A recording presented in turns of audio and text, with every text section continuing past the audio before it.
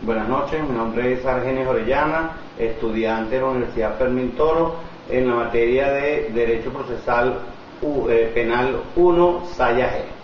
En la noche de hoy, en la tarde de hoy, vamos a hablar sobre los temas de actos procesales y la nulidad.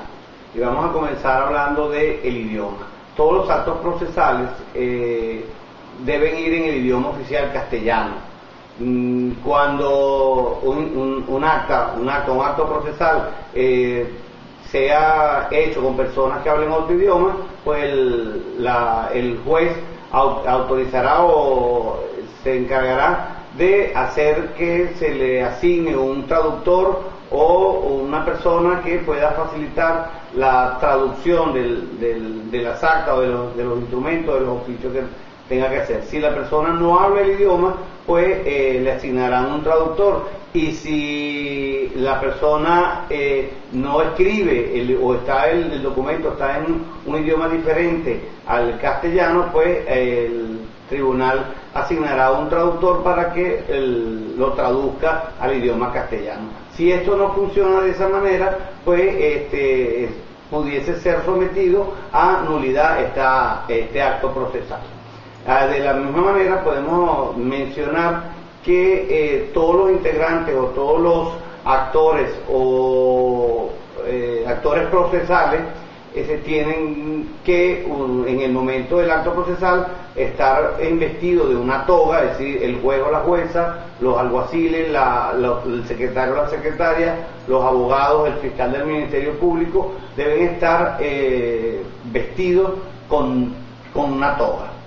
En cuanto a las actas deben estar hechas en el idioma castellano y deben presentar la data, la fecha, la hora y el momento en el cual se realiza esa acta, y el día, el lugar y las personas que están involucradas en este caso. También en esta unidad vamos a hablar sobre el caso de las personas que tienen algún tipo de discapacidad auditiva. En el caso de estas personas, pues el tribunal se encargará de asignarle una persona especialista para que le pueda traducir o le pueda hacer llegar el conocimiento a esta persona. Sin embargo, si la persona escribe en castellano, si puede escribir, pues el acto en vez de ser oral pudiese ser escrito. Entonces, sin embargo, el tribunal va a garantizar el derecho de la persona a que pueda comunicarse y expresarse. Con respecto a la comparecencia principalmente de los testigos, de los especialistas, de los peritos, son una comparecencia obligada, es decir, el tribunal cita a estas personas y está en la obligación de asistir en el momento y la hora y el día al cual son convocados. De no comparecer estas personas, el tribunal puede ordenar de manera directa que ellas personas sean obligadas a venir al tribunal, al juicio, al lugar donde ha sido citada por el juez, para que comparezca y realice la acción que va a hacer, si es testigo o si es un especialista, si es un perito, si es un conocedor de la materia. En cualquier caso debe estar allí presente. Y cuando es obligado, esta persona también puede ser objeto de una multa. Con respecto a las comparecencias que deben tener las personas en el tribunal, en las audiencias de los actos procesales, podemos nosotros estar hablando de los días hábiles. ¿Cuáles son los días hábiles de atención? Bueno, aquellos, en el caso del derecho penal, en la parte inicial, todos los días son hábiles, de lunes a lunes son hábiles. Ya en la parte intermedia y en la parte decisoria no serían hábiles los días ni sábado ni domingo, ni días feriados, ni aquellos días en los cuales el tribunal decida no despachar. La clasificación de las decisiones están estipuladas en la norma, pues son decisiones o sentencias para sentenciar, para absolver y para sobreseer las causas. Podemos también hablar de que todas estas sentencias deben ser firmadas por el juez para tener su validez. En cuanto a los pronunciamientos y las notificaciones se deben hacer de manera escrita, y la lleva el alguacil, la lleva a los lugares donde tienen que ser notificadas las personas, y estas notificaciones deben ser también de la misma manera firmadas por el juez y por el secretario. Con respecto a la prohibición expresa de alguna reforma, estas sentencias no pueden ser reformadas por el mismo tribunal que las expuso, excepto cuando sea una revocación de la misma. Por supuesto, estamos hablando cuando no sea por nulidad absoluta. ¿Cuáles son los plazos para decidir la sentencia? Es muy clara cuando te dice que para aquellos casos en donde son orales, el tribunal debe decidir de manera inmediata, y cuando el procedimiento o el proceso se hace de manera escrita, tiene hasta 3 días para decidir. Las notificaciones las debe realizar o que hace el tribunal, se deben hacer de manera que estén firmadas por el juez, y para que puedan ser válidas. Igualmente, las notificaciones a los defensores y los representantes se hacen a ellos en vez de a la persona defendida. Deben ser enviadas estas notificaciones a las direcciones que ellos mismos dejaron ante el secretario o la secretaria, para que reciban las notificaciones establecidas. ¿En qué lugar se la van a hacer? Bueno, se la van a hacer estas notificaciones en el lugar donde ellos dejaron allí. En el caso de no conseguirla, pues el lugar de citación debe ser el propio tribunal. En cuanto a las decisiones, exactamente lo mismo. Las decisiones deben ser informadas o notificadas directamente de manera pública por supuesto, un acto público, y de manera oral. Ahí son notificadas, hechas las notificaciones.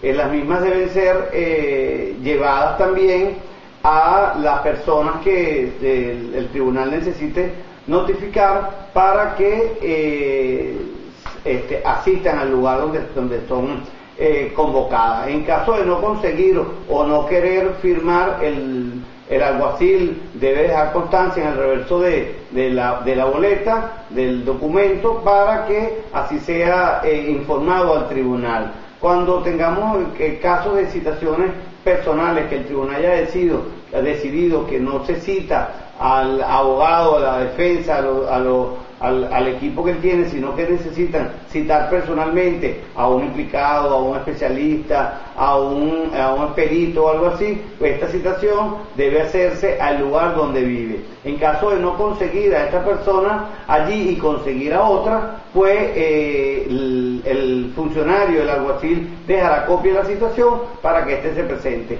Cuando la persona a la cual ha sido citada se encuentre ausente, pues se visitará nuevamente y se buscará la manera de que reciba la citación. En el caso de las personas que no están ausentes, sino que no se pueden localizar, pues los órganos de investigación. Con respecto a los militares, servicio activo, a los funcionarios policiales, para ser citados, ellos se debe hacer a través de sus superiores inmediatos.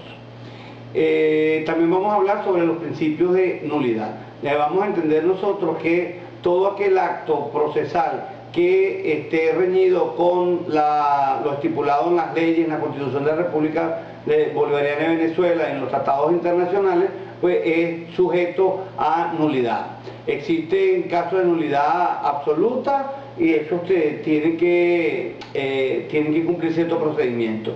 Cuando existe una nulidad, pudiésemos aplicar lo que habla la normativa, que es la renovación, la rectificación o el cumplimiento. La renovación, la rectificación o el cumplimiento son elementos, garantías constitucionales que tiene la persona, en el caso de aquellos actos procesales que hayan tenido fallas o errores, bueno, se tiene que rectificar en el momento que se haga la rectificación, y se tiene que cumplir con aquello que faltaba. Con respecto al saneamiento, ¿qué es sanear? Es rectificar, es acomodar, es limpiar los errores que se cometieron. Todo, salvo para actos procesales de nulidad absoluta, se pueden sanear el propio acto. Aquellos actos que se tienen que sanear y por cualquier condición no se hace, se puede convalidar. ¿Cómo se convalida un acto que pudo haber sido nulo? Cuando la persona interesada no solicita la convalidación, el saneamiento. Cuando independientemente que yo sepa que había un error, yo continúo con el proceso y acepto de manera tácita o explícita el acto. En el caso de la convalidación, ¿qué se puede convalidar? Aquellos actos procesales que deban ser saneados y no se ha realizado ese saneamiento, se pudiese convalidar. ¿Cuáles actos se pueden convalidar? Aquellos actos que las personas interesadas, sabiendo que se podía sanear, no lo solicitan. También se puede convalidar cuando, independientemente que yo sepa que había un error en un acto procesal, pues yo permito llegar hasta el final del acto procesal y acepto la decisión. Y en el caso de que, independientemente de que exista el error, el fin se logre, independientemente de que haya un error de nulidad. La declaración de nulidad la expresa el tribunal y es garantía de un derecho que tienen los ciudadanos a que el proceso que no está cumpliendo con las normas puede ser declarado nulo. Los efectos, bueno, aquellos actos procesales que en algún momento tuvieron algunos errores, o errores materiales o errores de cualquier tipo, pueden ser saneados en ese momento y no van a ser retroactivos, es decir, no se van a retrotraer, no vamos a comenzar nuevamente el principio, el acto procesal, no, se suspende, se corrige en el momento en el cual fue producido el error, se sanea eso y se continúan los procesos o los actos procesales. Muchísimas gracias y espero que estos conocimientos pues sirvan a muchísima gente.